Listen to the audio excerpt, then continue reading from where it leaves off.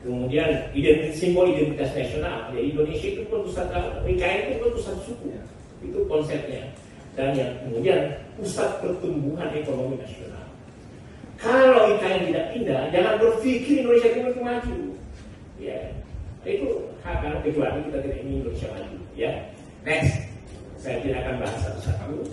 Nah, ini prinsipnya, prinsip pembangunan IKN yang berbasis forestry itu sangat lengkap diuraikan tadi sama Pak Rektor Unmul. Karena itu memang secara detail itu yang diharapkan dengan konsep ini, akan tetapi ini sudah kita tahu bahwa IKN itu 75% hutan, 25% urban area, ya. Nah, kalau ada yang bilang merusak hutannya dari mana? Ya. Kalau ada yang bilang merusak lingkungannya dari mana? Karena setahu saya yang namanya IKN itu atau Kalimantan secara keseluruhan, gali sedikit itu sudah tampak. IKN sebelum jadi IKN itu ada sekitar 100 konsesi tambang, belum yang ilegal. Sekarang yang ilegal saja kalau saya tidak salah ada 40 hektar. Coba bayangkan kalau tidak ada IKN mungkin bertambah terus. Jadi itulah salah satu asas manfaatnya. Saya tidak akan jelaskan bagaimana prinsip secara terus menerus, tapi kesaksian saya di sana kalau misalnya ada konstruksi, green construction, ya. Ada macam-macam waste, green waste, kemudian konsep smart city, kemudian yang dibaru-barukan sudah pakai energi matahari 50 megawatt. Saya kebetulan sempat mengunjungi dan bikin tulisan terkait itu. Lanjut. Ini salah satu bukti bahwa IKN itu untuk memperbaiki hutan, untuk merusak hutan. Kalau misalnya hutan 150%, dia akan menjadi 32%. Ya. Ini kalau kita bisa data gitu kan. Lanjut.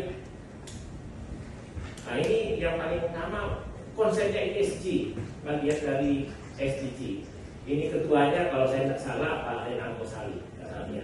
Ini jauh-jauh dicari yang ahli pada ahli Kalimantan Timur banyak kalau ada terkait ESG. Ya kami di Kalimantan Timur itu jangan dilibatkan. Ya, untuk yang bisa dikerjakan setingkat sekretaris otorita kemudian deputi orang Kalimantan Timur itu pada bisa semua, tapi tidak usah, tidak pernah dilibatkan. Lanjut. Nah, ini smart city ini sudah dalam tahap pengembangan. Lanjut lagi. Nah, ini smart government sudah mulai dalam tahap pengembangan. Lanjut. Nah, ini kembali bahwa sekarang alhamdulillah ya di situ bahwa karena Bapak Presiden Prabowo sudah mengeluarkan peraturan presiden yang ingin menjadikan ibu kota negara sebagai ibu kota politik. Itu langkah luar biasa. Jadi Pak Jimli sempat datang, kami diskusi di Uniba, kemudian kami juga diskusi di IKN. Prinsip dan kami sependapat dengan Prof. Jimli Asidiki bahwa alhamdulillah luar biasa. Untuk pertama kalinya dalam sejarah Presiden menyatakan ibu kota politik. Nah, kita tidak usah memasalahkan apa istilahnya ibu kota pemerintahan, tapi ibu kota punya politik itu punya makna yang lebih luas daripada ibu kota pemerintahan, ya kan? Dan itu bagi kami wadah arti menjadi semangat dan menjadi hal luar biasa. Hanya syaratnya ini ada beberapa.